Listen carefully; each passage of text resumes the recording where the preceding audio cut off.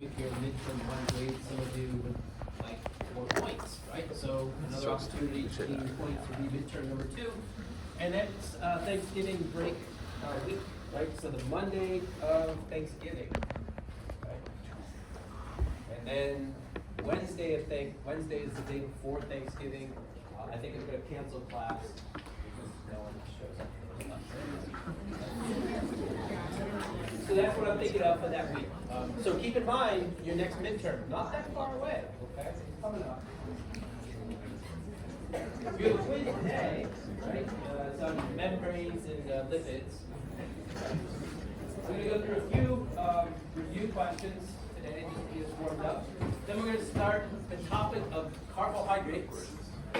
And I'm only going to cover monosaccharides today. I figured we'll just do monosaccharides. Then we'll do the quiz, and then we'll come back next week to pick up monosaccharides. Right? So today is kind of a short lecture.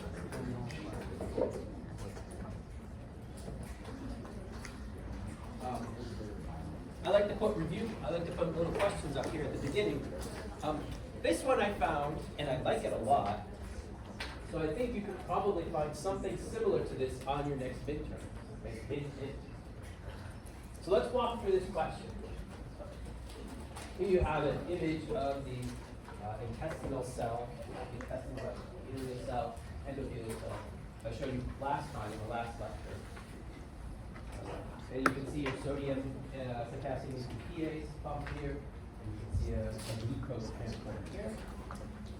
And it says in this question, if ATP supply in the cell below suddenly vanished, let's say we have an inhibitor, we shut down the pump here.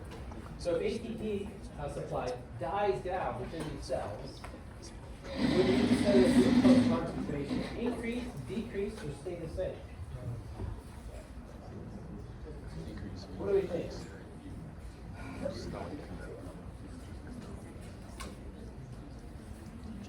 Here's what I think. You can follow along with me and see if you agree. I say that if we shut down ATP production, let's say we inhibit this pump, right? And so now we're no longer generating ATP. We're no longer giving ATP to this pump. We don't get sodium pumped out of the cell, right? So sodium doesn't get pumped out of the cell, but we have glucose and sodium entering the cell. We're going to see an increase in the sodium concentration within the cell. That's going to accumulate over time. To the point where eventually I think you're probably going to get kind of an equilibrium across here in terms of the sodium concentration, because it's going to continue to pull glucose to sodium until there isn't a sodium concentration gradient, then the pump and this Symport can no longer work, right? Because it can't take advantage of the concentration gradient. And at that point you get a cessation of movement through this Symport. So glucose will come in, and then eventually when we run out of the sodium concentration gradient, glucose will no longer come in. Glucose will no longer rise in concentration. Okay. But the other thing that I see here is that because you're pulling glucose and sodium in, but we're no longer able to get the sodium out, you're going to accumulate sodium in here as well. So that's a solute, not a solid, right? So that's going to pull water in, okay, due to osmotic stress, right? We're gaining sodium and we're not pumping it back out. So in addition to the glucose issue, there's also going to be a problem here in terms of water. You're going to get water flowing in, right? And that's going to osmotically stress the cell. Does that make sense to everybody? So on a test, I might ask something like, if I add an inhibitor to the ATPase pump, what will happen to glucose, right? Or if I say that for some reason sodium has been equilibrated across this membrane, right? What would happen to glucose movement? I'm going to ask some questions like that, okay? Alter this question a bit. But you can expect to see something like that. Wait, so then, would glucose stay the same because it's not becoming more potent or concentrated within the cell? Or would it become less because it's still going out? It's going to become less.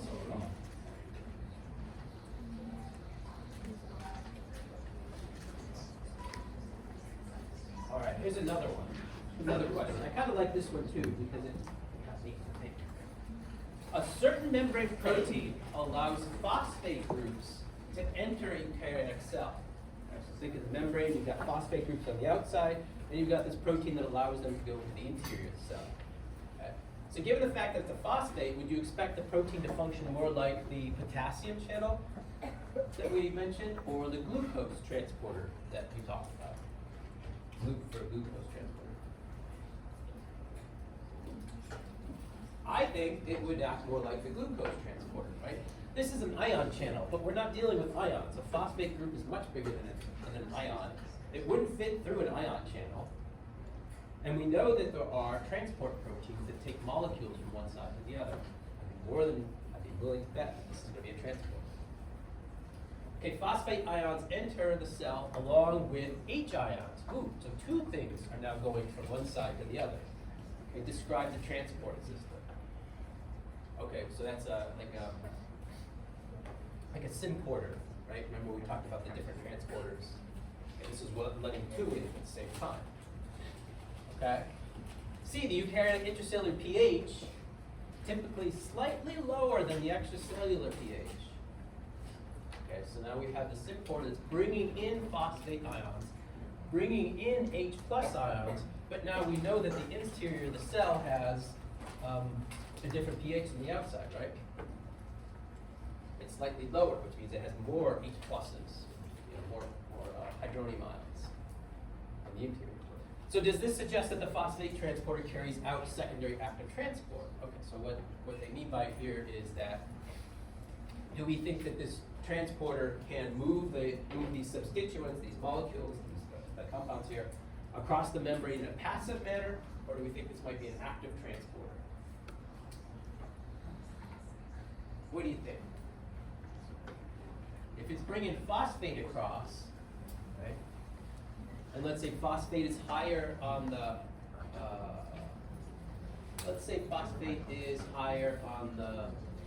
inside. Okay, so phosphate's higher on the inside, H pluses are higher on the inside, and yet this is bringing both of them against their concentration gradient into the interior of the cell. Right, so that would use ATP, right? If they were both higher concentration on the outside, then I think we would guess that it probably doesn't use ATP, but rather just uses the concentration gradient, right? And if it's a mix, if one's higher, one of these is, let's say the phosphate's higher on the outside, and the H is higher on the inside, well then we know we've got two things that are moving. One's going to be moving, one could move with its concentration gradient, and then the other would be moving against its concentration gradient. Okay? So, be able to work these, right? Be able to think about the symporter and the antiporter and how they move things and whether or not you would need energy to move things against concentration gradients or with concentration gradients.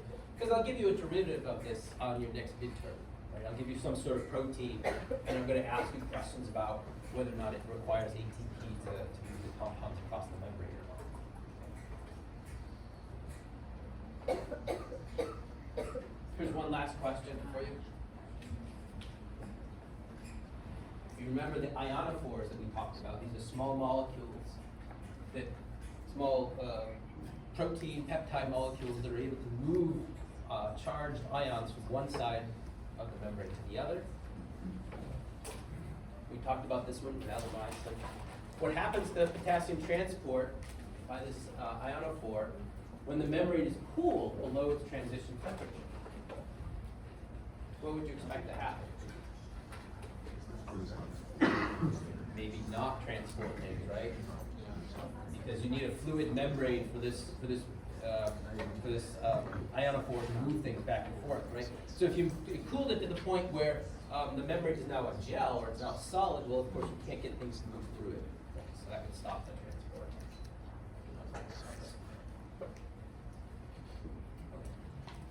Questions about that? All right. Today I wanted to start the next chapter, carbohydrates and sugars. Today I'm going to limit our discussion to monosaccharides. And at the very end, I'll show you that they can be covalently linked to each other, which leads into polysaccharides, and then we get into glycoproteins. But this we'll do next week, and I'll lead you up to this covalently linked portion, and then we'll stop.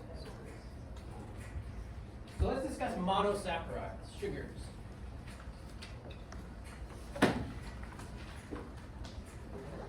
The smallest sugars are aldoses, ketoses. And in general, monosaccharides have this particular formula that's shown up there at the top. I'll show you some sugars in the next slide.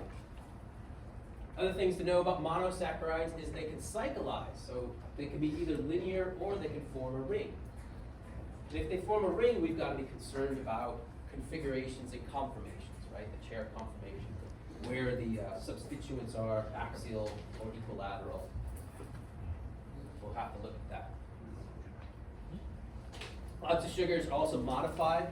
I'll show you some modifications to the sugars.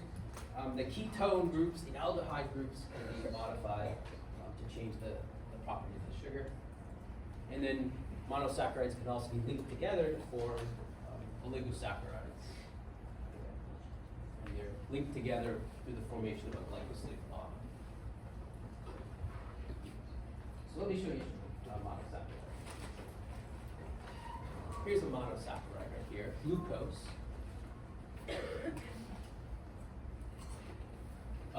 So sugars are either derivatives of these polyhydroxyl alcohols. So got an alcohol group here, right? This is a polyalcohol group.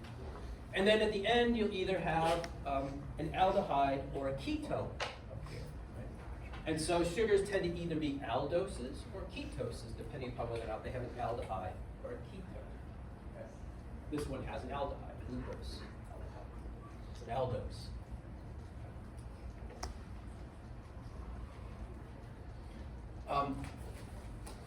And so when we go to talk about these molecules here, these sugars here, we have to acknowledge the fact that there's stereochemistry now within these molecules.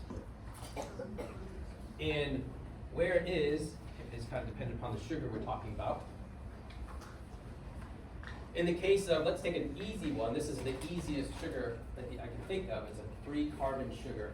They don't get smaller than 3 carbons. This one's glyceraldehyde. In this particular case, we're labeling it as D, right? Because relative to our aldehyde here, we've got our carbon here. Here's the next carbon here.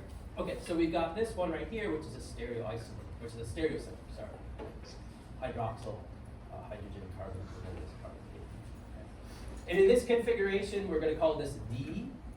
Okay, so this is the D configuration. If we move the hydroxyl group over in this side, we're going to call it L. Okay, in this projection that we're using. And so that defines D and L for glyceraldehyde. As you move on to larger monosaccharides here, like 4, 5, 6 chains, we again have to define whether or not it's going to be D or L. And the way in which we do that is we find the last stereocenter from our numbering at the top, 1. Okay. And we look and see which side it's up. Is it a D or is it an L? And so in this case, it's the 5th position here, has our stereocenter that's farthest away from the 1 position. And so this would dictate whether it would be D or L. And in this particular case, it's a D. So we call this D glucose.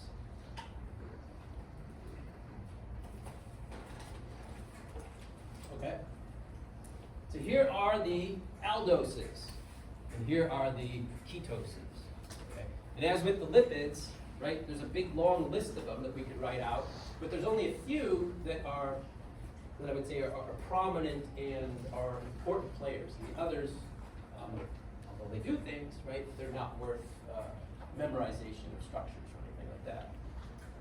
So the ones here that are boxed are the actual ones that you'll encounter most often when we talk about sugars and carbohydrates. Ribose, which we've sort of run into already, okay, deoxyribose. Here's glucose, mannose, which is another popular sugar, and then galactose. Those are the six carbon sugars. And then for the ketoses, I think the one you run into most often is fructose, and then there's also ribulose. Ribulose is involved in its metabolism, things like that.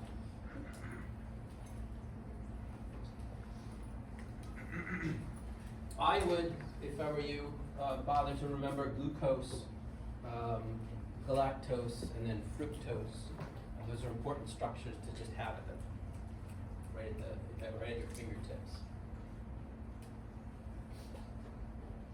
Okay, but the boxed ones are the important ones. I would say the other ones are just there to show you that we've got quite a stellar group here of carbohydrates, right? And everything I've shown you up to this point shows them it's a linear monosaccharide. As you probably know, these can form rings. So you can get hemiacetal formation. If you have an aldehyde, let's say glucose, that's an aldose, it can react with an alcohol group to form this hemiacetal. And this is important because the hydroxyl group on the linearized form of the sugar can actually covalent bond at the one position here to form cyclized monosaccharides.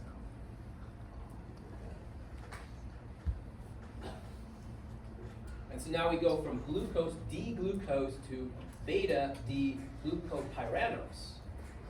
Okay. The D form we talked about. Okay. I'll talk about beta in the next slide. Gluco, that defines it as the 6 carbon sugar, it's the glucose. But now that it's cyclized, we've got this new ending, pyranose. Okay, and it's called a pyranose because of pyran, this ring right here. So it's named after that. Here's fructose, okay? 1, 2, 3, 4, 5, 6 carbons also. Okay? But it's a ketone. It's a ketose, not an aldose. When we cyclize this, we get, again, D, right? Fructo, but now a furanose, because it's a 5-member ring.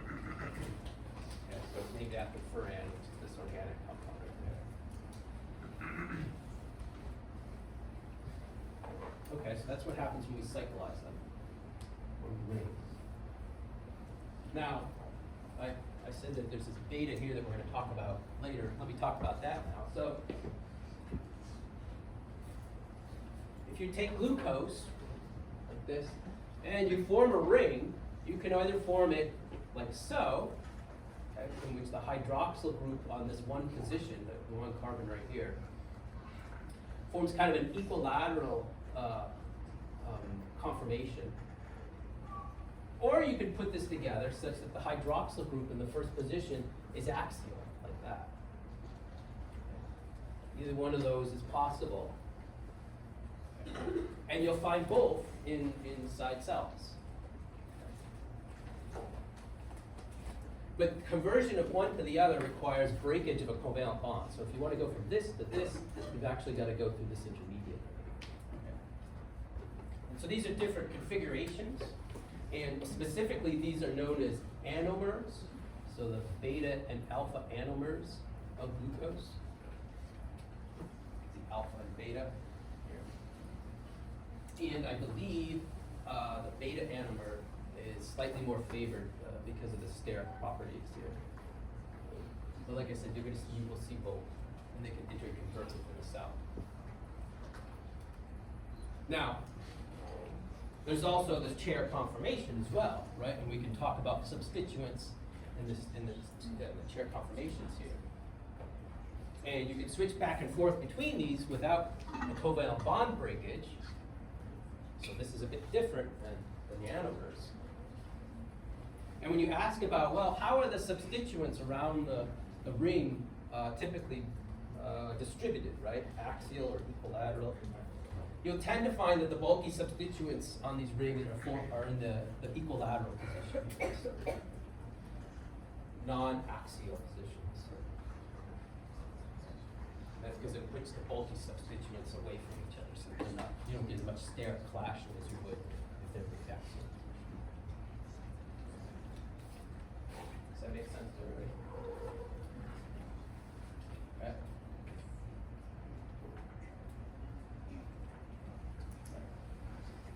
Oftentimes, the monosaccharide will be modified, okay? So you can deal with derivatives of the monosaccharide. One is shown up at the top here. So oxidation, okay, can create this acid, okay? So you append onic at the end, okay, for these particular types of acid groups, right? So we modify the ketone at the top, or the aldehyde at the top, make it into carboxylic acid. This gluconic acid now, glucose, but it's now an acid. And then there's other modifications that can be made, right? So aldose and ketosis can be reduced as well. So oxidation, here's reduction. Okay. If you reduce it, now you've got this hydroxyl group here. And that changes the name slightly, so now you see etols at the end of it. Here's the alcohol group here. So you can get ribitol, okay, xylitol, glycerol, and inositol.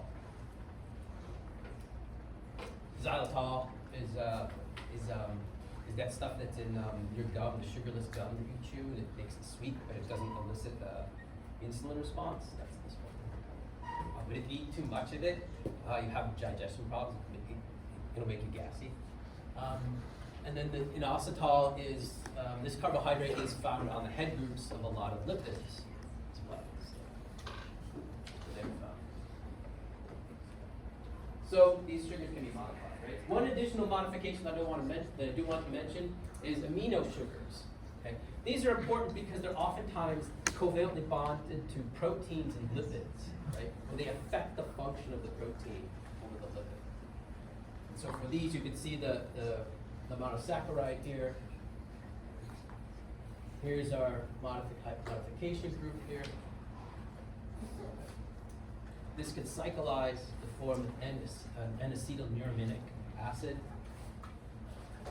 And this is what's then covalently bound to proteins to modify the protein. And we'll talk more about that when we get into glycoproteins, how carbohydrates can modify the function of proteins. Probably next week or maybe 2 weeks.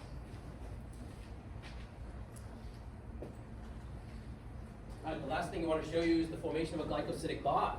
Right, so this is our gateway to then going on to doing disaccharides and polysaccharides. So you can get a condensation reaction that can occur if you have an alcohol. So these cyclized sugars can react with the alcohol, and then you get this adduct that's formed, right? And this is called the glycosidic bond that's formed here.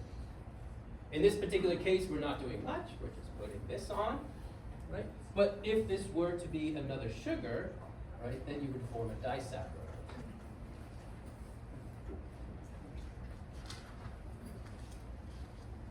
Okay.